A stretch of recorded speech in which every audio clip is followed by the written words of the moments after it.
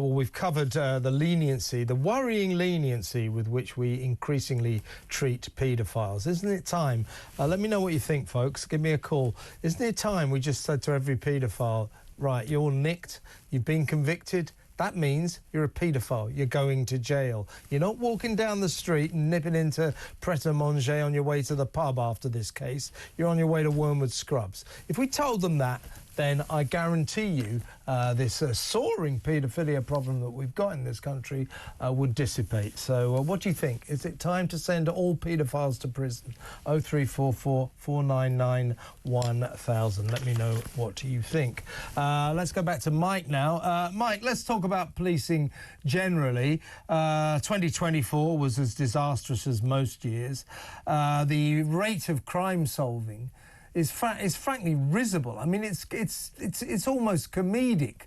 It's ridiculous. They're not so. What was it? What was it? Came out just after Christmas. Was it that they're not solving something like 6 crimes a minute or something? It's getting ridiculous. Why can't we have chief constables of police forces who see it as their priority to solve crimes, proper crimes, to get the statistics in? Instead, they don't seem too worried about that. They don't seem to worry about solving crimes. They've abandoned even bothering to investigate things like car theft, burglary, bicycle thefts, violent attacks. They don't even bother with all of that.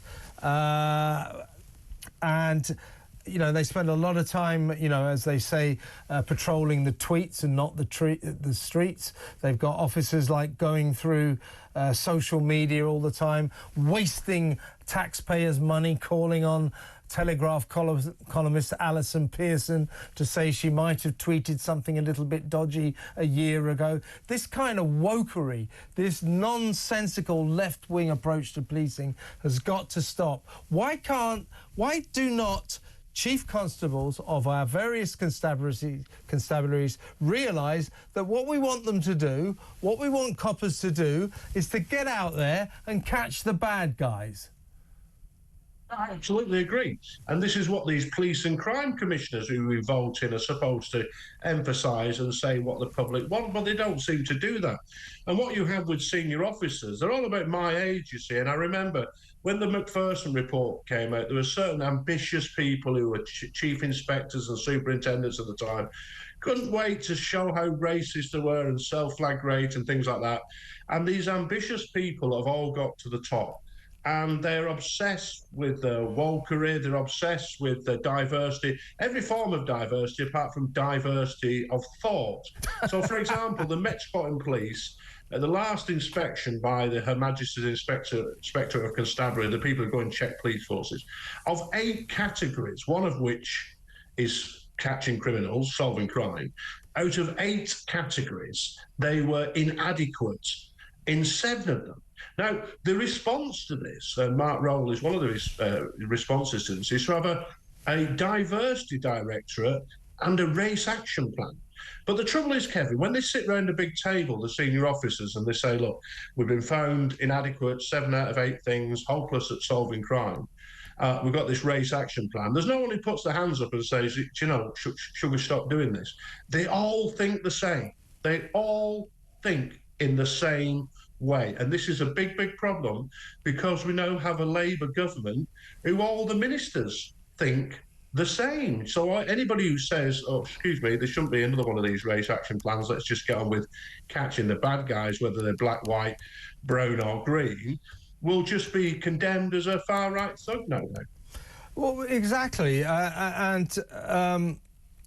mean, why is it, though? I mean, why are they so obsessed with, you know, wokery, with, you know, race action groups and not bothered about, like, actually going out there and catching criminals, catching the bad guys and women, regardless of colour, creed or race? Why? Because this is everywhere. You only have to look at it. It's everywhere across the establishment. It's not just the police, possibly the armed forces. Then you have like the passport office. Often the passport office or the driving licence, whoever issues the driving licences or does any government function, a lot of the focus will be on diversity, not on issuing passports or driving licences or doing that thing that particular area of business should be doing. The prisons should really be locking up offenders and making sure that the society is safe. Yet they're so obsessed with equal opportunities, they have female officers in male prisons and vice versa. We've seen all the woman jailed today, prison officer having sex. So it's not just the police. But can I say one of the other major problems as well was the lack of support for junior officers. Look at the scandal this year of the sergeant charged with murder, who the jury apparently took 20 minutes to find innocent because he said 2 hours in the papers, but that's because they had a lunch break as well. And now you've got an officer who's charged with careless driving, a very tragic death, so he went through a red light. But if we're going to ask human beings like me and you to shoot people to keep us safe, to drive at high speeds to inner cities, to get to an incident to help people, unfortunately, tragedies are going to happen. Just like when a surgeon operates, sometimes a tragedy happens, an artery is cut by accident. But we accept their high-risk situations. And the people involved in this, unless they've been utterly negligent, they shouldn't be in any way prosecuted. And no wonder the police have got a recruitment crisis when people see these things and they see the officers at the bottom who have to pull out a gun or drive fast or pull out a taser, and they're constantly scrutinised to the ridiculous degree. That is a real problem for policing as well. Absolutely. And I think that, to highlight the epicenter of what's wrong with British policing. It happened last year when 2 young coppers knocked on the door of my colleague, journalistic colleague, great columnist for the Daily Telegraph, Alison Pearson. It was on Memorial Sunday. It was on the Remembrance Sunday. They knocked on her door at 9:30 in the morning and started berating her about a tweet she sent a year before, which they felt could be racist. Now, Absolutely. The Essex police chief, the chief constable, was a guy called Ben Julian Harrington. I think he thought that this was good for his career. I think this sort of nonsense is what people like Ben Julian Harrington think is progressive policing, the sort of policing that will get him promoted again, and so on and so forth. He actually found out that he shouldn't have stepped there, he shouldn't have gone there.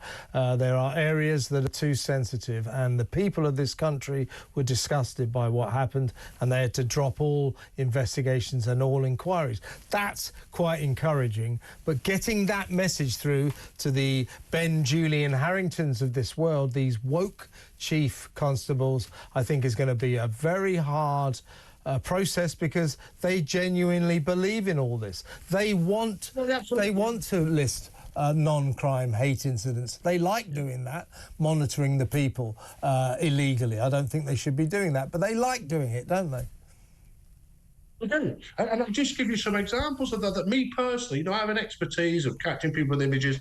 And I offered my services to Essex Police and other police forces. You say, look, you could catch a lot more of these criminals. A lot of people have domestic CCTV and ring doorbells. All the shops have CCTV. They're catching all these images of criminals.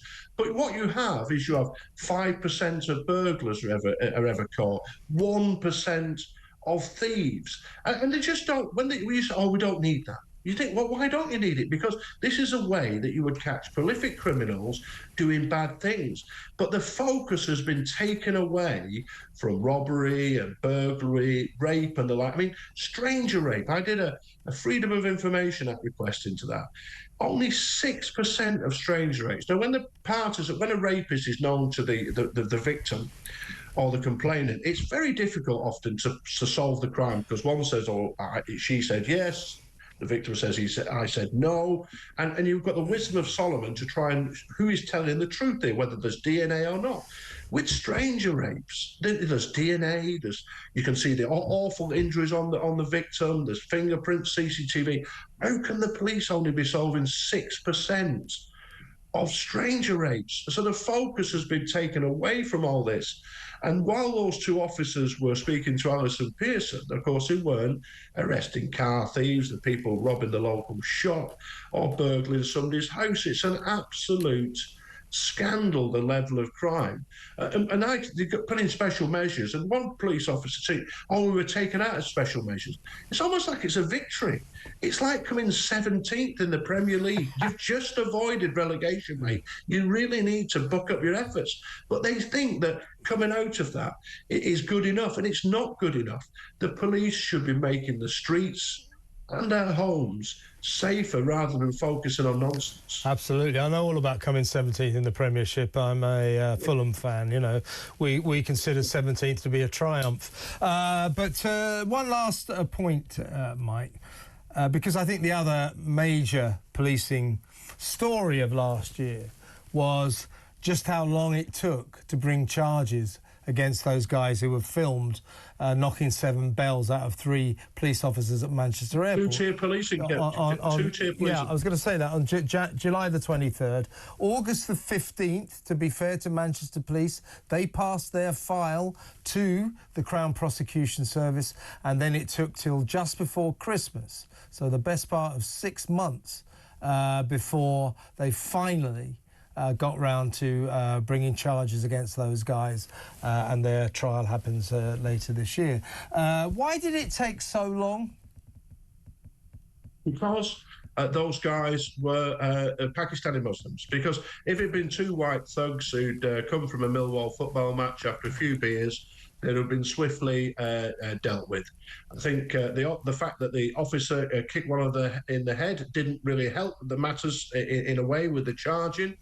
But the facts are that the evidence was absolutely clear as anything you can see in front of your eyes. As I say, my expertise is CCTV. How much CCTV and body-worn video could you have? And it's not just the police, as I say, it's the CPS. And we saw it time and time again. People only had to see the reaction to the riots where there was Muslims and Romanians involved in the riots in Leeds, and the police just simply let them get on with it. And Birmingham, Mike. Birmingham.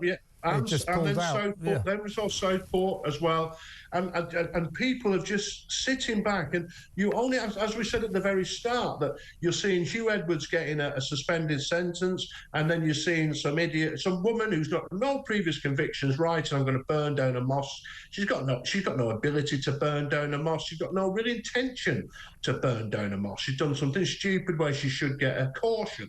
But this is what people see. So if you do something that the establishment disagrees with, or you're in a category where you're not in that victim class that I said at the start, then you will go to jail. And if you have these victim cards to play, you won't. And this really does put in people's minds that justice is not blind, justice is not fair, and justice isn't on their side.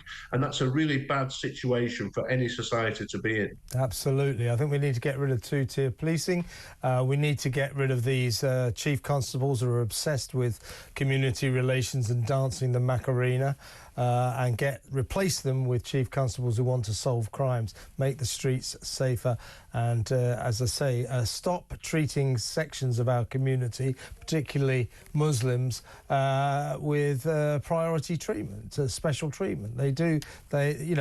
As you quite rightly say, Mike, if that punch-up at Manchester Airport on July the 23rd had been with 3 serving police officers, who, by the way, were badly injured, one woman, the police officer woman had her nose broken, blood all over the place. They all had to go to hospital. If that punch-up had been between those 3 coppers and 3 or 4 Millwall fans, those Millwall fans would be in jail, as of about 5 months ago, Absolutely. I suggest. So, Kevin, I say every time, if anybody doesn't believe there's 2-tier policing, go to Notting Hill Carnival, enjoy smoking cannabis openly, enjoy the fact that you can dance with female officers to the point of sexual assault, enjoy the fact you can abuse the police and do as you wish, jump on bus shelters, collapse it on top of people.